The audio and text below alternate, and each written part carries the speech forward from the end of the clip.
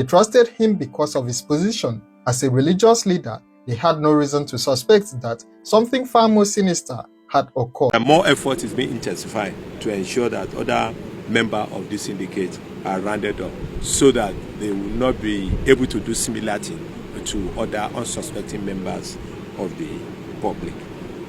Hello everybody, welcome back to Plan B TV News Gist and Blog. I saw this particular video from Tony Talk Crime. When I saw this video, I couldn't just slide by. I couldn't just pass without me talking about it. Now, the story you're about to listen from Tony Talk Crime is going to be disturbing. Why? Because a police trying to protect a killer and a pastor who is involved in killing and some other authorities who were used to protect a killer. I just want you guys to listen to it. We'll be right back. On Monday, December 21, 2020, neighbors in a community in Uyo, Akwa Ibom State, Nigeria, heard someone making repeated screams of Jesus coming from a building close to them. The screams were so loud and terrifying that they had never experienced such an incident in their area before. Concerned about what was happening, the neighbors rushed to the compound and knocked on the gates to check what was going on. The pastor of the Living Faith Church, also known as Winners Chapel, which was located inside the compound, came to open the gate when the worried neighbors asked what had happened and why someone was screaming so loudly. The pastor calmly told them that he was praying. Since he was a pastor, a man of God who was supposed to be trustworthy and honest, the neighbors did not doubt what he told them. They accepted his explanation and left, thinking nothing more of the incident. Later that same day, some of these neighbors saw the pastor again. This time, he was coming out of the compound, carrying a bucket to fetch water. However, something caught their attention. Both the bucket and the clothes the pastor was wearing had bloodstains on them. The neighbors stopped and questioned him about the bloodstains. The pastor had an explanation ready. He told them that he had been walking on the ceiling of the church hall when he fell and sustained an injury. That was why there was blood on his bucket and clothes, and that was also why he had been shouting Jesus earlier. He made it sound like the screams were cries of pain from his fall. To another neighbor who asked him the same question, the pastor gave a slightly different story. He said he fell down while trying to hang a church banner on the wall, but still, the explanation seemed reasonable enough. He had fallen, gotten injured, and that accounted for both the screams and the bloodstains. None of these neighbors thought to question the pastor's stories any further. They trusted him because of his position as a religious leader. They had no reason to suspect that something far more sinister had occurred. But in the coming days, a very horrifying discovery would be made inside that compound, a discovery that would spark the beginning of an intense power play by various entities. To understand what happened, we need to go back a bit in time. The compound where the church was located had been built by a woman who had big dreams for the property. This woman was the mother of 23-year-old Gabriel Edward Bassi, a final year civil engineering student at the University of Uyo. She had intended to use the hall in the building to run a school. Sadly, she passed away in 2019, just a year before these events took place. After their mother's death, Gabriel and his younger brother decided what to do with the property. They partitioned the hall into sections. In July 2020, Gabriel and Emmanuel moved into one section of the building, making it their home. Sometime after they settled in, a senior pastor from the Living Faith Church approached them with a proposal. He wanted to rent the second part of the building to establish a church parish. He offered to pay 150,000 naira yearly as rent for the space. Gabriel and his brother agreed to this arrangement. It seemed like a good way to make use of their late mother's property and also earn some income. The church was set up in the rented section of the building. The senior pastor then assigned a new pastor to run the parish. This pastor's name was Prince Emmanuel Umo. He would be the resident pastor at this location, conducting services and managing the church's daily operations. About a week after Pastor Prince started using the space, he approached Gabriel with a request. He asked if he could keep the church chairs in Gabriel and Emmanuel's apartment for security reasons. He said he was worried about the chairs being stolen if they were left in the church hall. Gabriel, being a kind and trusting person, agreed to this request without suspecting anything wrong. He saw no harm in helping the pastor protect church property. However, this arrangement created an inconvenience. Whenever the church had their Sunday service, Gabriel would have to come back from wherever he was to open his apartment so that the church members could remove the chairs for the service. Because of these inconveniences and the constant interruptions to his personal life, Gabriel decided to give Pastor Prince the spare key to the apartment. This way, the pastor could access the chair whenever needed without bothering Gabriel or his brother. It seemed like a practical solution at the time. Gabriel had no way of knowing that giving this key to the pastor would become one of the biggest mistakes in his life. After Pastor Prince received the spare key to the apartment, strange things began to happen. Items started disappearing from Gabriel and Emmanuel's home. First, Emmanuel's modem went missing. Then, their late mother's wrappers disappeared. Plates and cutlery vanished. Even food items began to go missing from their own kitchen. Before the pastor was given the spare key, nothing had ever been stolen from their house. The thefts only started after he had access to their private space. Initially, Gabriel and Emmanuel did not want to suspect the pastor.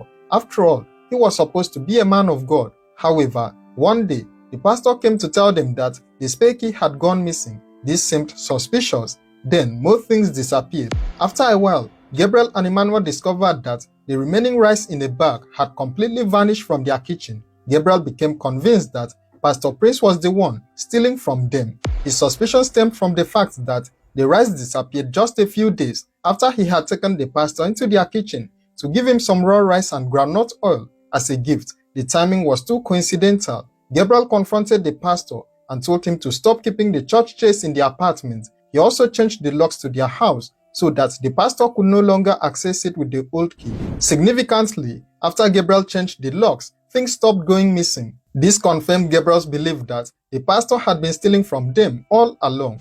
Gabriel was probably not the type to keep silent about wrongdoing. He decided to report the theft issue to the senior pastor who oversaw Pastor Prince. He wanted the senior pastor to know what had been happening, but this decision to report the theft created serious problems between Gabriel and Pastor Prince. The pastor was clearly not happy about being reported, and this became a source of conflict between the two men. On Friday, December 18, 2020, both Gabriel and his brother left for work as usual. However, that day became the very last time Emmanuel would ever see his brother alive.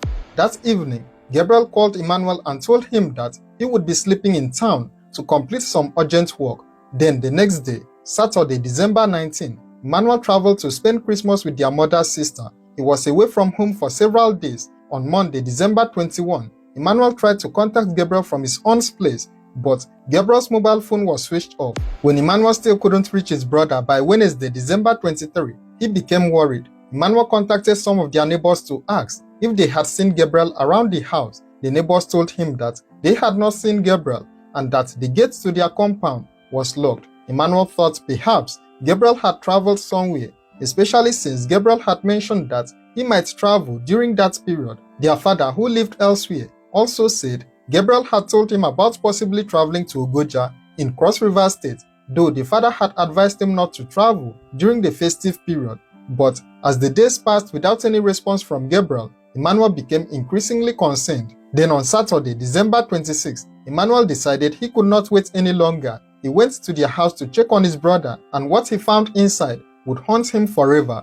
Gabriel had been murdered. His body was found in his room, already decomposing after several days. The scene was horrific. Gabriel had been attacked with brutal violence. He had been cut on several parts of his body. The multiple wounds indicated that he had suffered a very painful and prolonged death, fighting for his life as he was being attacked repeatedly. When the police evacuated Gabriel's body from the room and conducted their investigation of the crime scene, they made several crucial discoveries. First, they found the murder weapon to be their late mother's chopping knife, which happened to be one of the household items that had gone missing during the period when Pastor Prince had the spare key to the apartment. The police also found bloodstains on the floor of the church hall. Despite attempts to clean them, there were also bloodstains on the plastic chairs belonging to the church. The killer had tried to clean up the evidence, but traces of blood had remained visible.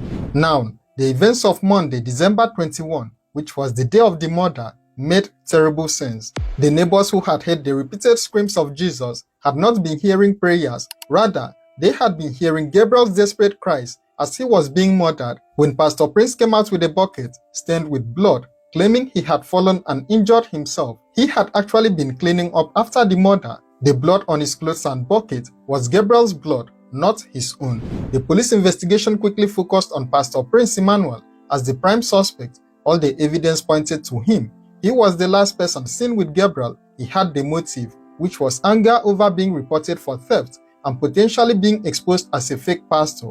He had access to Gabriel's apartment, and he had behaved very suspiciously on the day of the murder. When the police searched Pastor Prince's personal home, they found even more damning evidence. They discovered a jotter belonging to Gabriel with his name clearly written on it. This jotter was one of the missing items that had been stolen from Gabriel's apartment. The police also discovered that on the same day Gabriel was murdered, Pastor Prince had removed the church pulpit and other items from the church, claiming he wanted to paint the pulpit. However, there was nothing wrong with the pulpit that needed painting. Even the senior pastor who supervised Pastor Prince was shocked by this action and said Pastor Prince had never asked permission to remove the pulpit. The suspect had also changed the seating arrangements in the church on the same day of the murder, moving chairs away from the area close to where Gabriel lived. Pastor Prince was arrested and taken into custody. However, the investigation began to face serious obstacles. There were allegations that the case was being compromised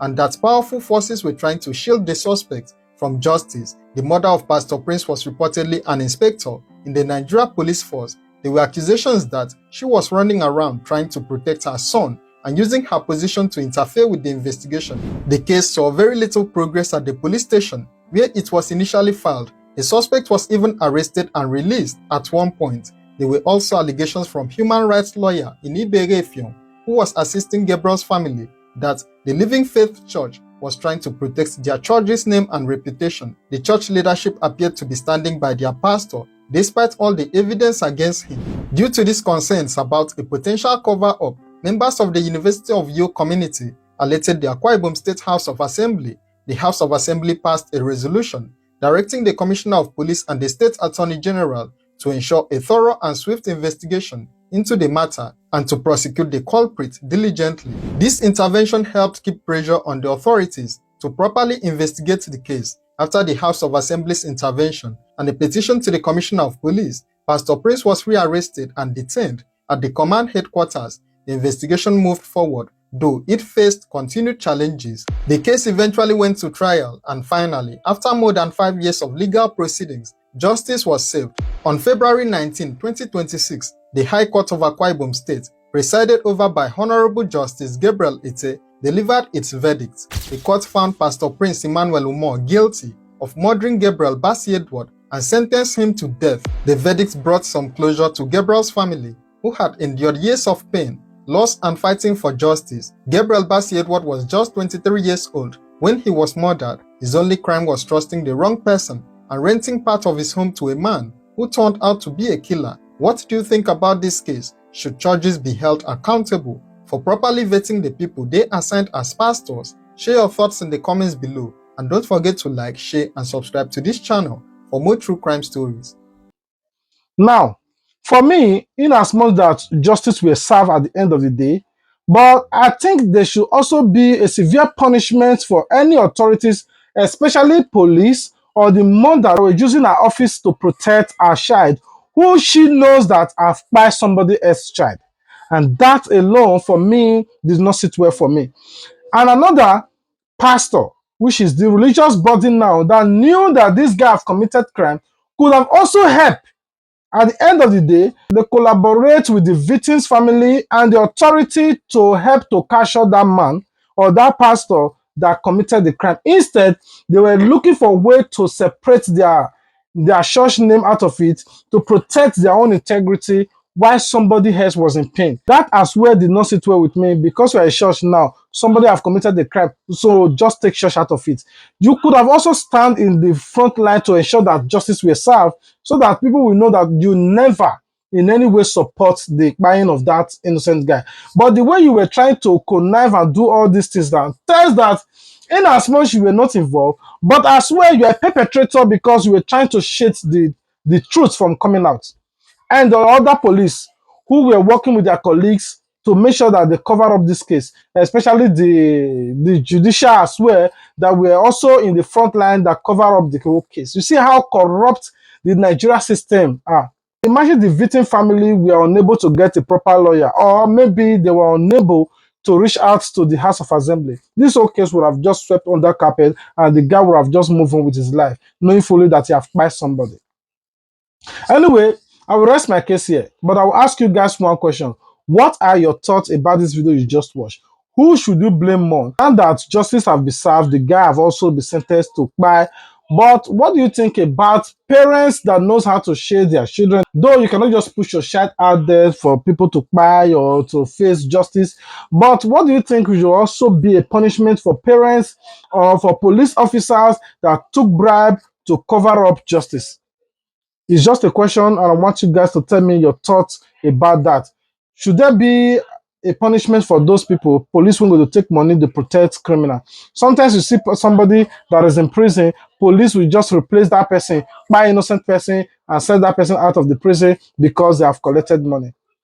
Anyway, I'll be waiting for you guys in the comment section. I love you guys. God love you more. For more videos like this, please you can go to Tony Talk Crime. He's on Facebook, YouTube, and Instagram. He's all over social media. You can go and watch more of crime video. I believe that his platform is dedicated for crime. Anything that have to do with crime like this, the guy is expert in it. I love you guys. Until we meet again, stay tuned, Plabit TV. Bye.